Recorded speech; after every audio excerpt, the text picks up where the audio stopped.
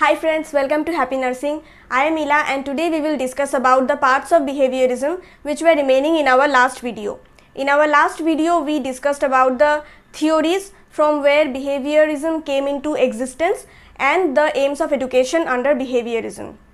So today we will have a look at the education system under behaviorism, that is the concept of teacher, concept of student, concept of curriculum, what are the teaching methods used in behaviorism, how a behaviorist classroom should look like, and ending with the limitations of behaviorism and some criticisms regarding behaviorism. So let's get started. Teacher will provide the external force. It is a teacher-centered philosophy because already we have studied that external forces stimulate the behavior of a student. So, who will give that external force? The teacher. He will provide the stimulus needed to learn behaviors. Teacher is the authority here. Teacher will decide whatever the student is going to learn, how he will learn, what are the stimuli needed to make them learn, and what are the reinforcements needed in the process. He will dominate the classroom and take complete control of the class. Provide reinforcement. Teacher will decide which behavior to strengthen and which to weaken and provide reinforcement according to that. Generate new behaviors. Teacher will generate new behaviors in the student with the help of reinforcements. Next is skill and drill. Teacher uses skill and drill exercises to make the students learn through consistent repetition. I have already said in the beginning, means in my previous video, that behaviorism deals with conditioned responses. Means if we drive the student's behavior again and again in the same way, it becomes conditioned and the student never forgets that. So here also student memorizes and practices again and again, and it's said to be an effective teaching method according to behaviorism. Rewards those who do well. Teacher praises students for getting the right answer and gives rewards to those who do well. It means he gives positive reinforcement for doing well, so that the student's behavior is motivated and he keeps doing well for getting more rewards. Teacher uses tests to measure performance of the students. It enables them to measure observable behaviors. Teacher evaluates the learner and decides what is right and wrong. Next is the concept of student. The student has to learn the subject matter presented by the teacher. He does not have any chance to choose his own interest or to use his creativity.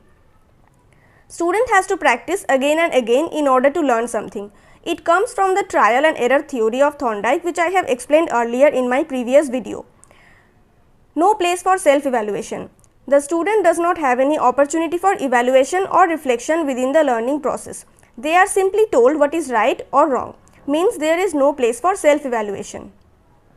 Students learn that the more they practice, the more they will be praised or rewarded for doing well and achieving higher grades. This reward will work as a motivation for them to keep doing well in studies. Next is the curriculum. Curriculum shapes the behaviors of students by the use of reinforcement. Desired behavior is rewarded while the undesired behavior is not rewarded. Now, a behaviorist classroom will look like the following. Teacher leads the class throughout a topic. Student listens silently. Teacher then gives a task based on the topic. Student completes the task and wait for the feedback, and then the teacher gives feedback, then sets the next task. With each round of positive or negative feedback, the student is being conditioned to learn the material effectively. Next are the methods of teaching. First one is reinforcement. As we have studied earlier, positive reinforcement is given to the students on doing well. They are rewarded or some incentive is given to them which will condition them or influence them to keep doing well. Next is modeling. As it is a teacher-centered philosophy, teacher acts as a role model for the students whom they will follow. Next is assertiveness training. It is a behavioral technique that teaches students how to stand up for their rights and the rights of others with self-confidence. Assertiveness training can be particularly useful to those who have difficulty expressing their opinion. In simple words, it helps in modifying the behavior of students. The last one is punishment. Punishment is given for wrong deeds or for poor performance, which will negatively influence the students. Means they will not repeat the same mistake again, or they will understand that this particular behavior cannot continue. I have to change it. If it continues, then my punishment will also continue. Now, the limitations of behaviorism. It does not talk about the will to learn. will or readiness to learn is an important factor. A child will learn more effectively when he is ready to learn, but behaviorism neglects that. Next is, this philosophy has no regards for student identity and individuality. As stated earlier, behaviorism only focuses on the observable behavior of the child and ways to condition that by providing desired environment. It does not give any importance on the child's unique characteristics or identity.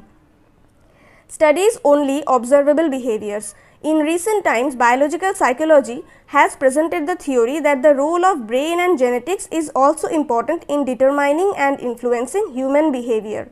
On the other hand, cognitive psychology says that human behavior is influenced by mental processes such as thinking, decision making, language and problem solving. But behaviorism neglects both the views and favors the studies of only observable behaviors. Now, there are also some criticisms regarding this philosophy. Many critics argue that behaviorism is a one-dimensional approach. They suggest that it does not consider factors like moods, thoughts and feelings in understanding human behavior. For example, Freud felt that the unconscious mind has a very important role in influencing people's actions. Thoughts, feelings and desires from people's unconscious mind can be the cause behind their behavior, which is totally neglected here. Thinkers such as Carl Rogers and other humanistic psychologists said that behaviorism is too rigid and limited, as it does not consider the personal characteristics of an individual. So, this was all about the concept of teacher, student, curriculum, teaching methods and the limitations of behaviorism. So, if you like this video, then please like and share my video and subscribe my channel. Thank you for watching.